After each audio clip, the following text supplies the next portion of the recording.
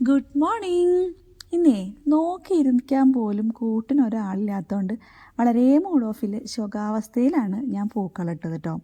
മഴ കാരണം പൂക്കളെല്ലാം താഴെ വീണ് പോയിട്ടുണ്ടായിരുന്നു. എന്നാലും കിട്ടി കുറച്ച് പൂക്കൾ വെച്ചിട്ട് ഞാൻ അഡ്ജസ്റ്റ് ചെയ്തും കൊണ്ട് ഒരു കുട്ടി പൂക്കളം ഉണ്ടാക്കിയിട്ടുണ്ട് കേട്ടോ. എന്നാലും കുഴപ്പമില്ല, എനിക്കിഷ്ടപ്പെട്ടു, തരക്കേടില്ല എന്ന് പറയാമല്ലേ. ദാ പിന്നെ ഈ കാണുന്നത് വളരെ മനോഹരമായിട്ടൊരു കാഴ്ചയാണ്.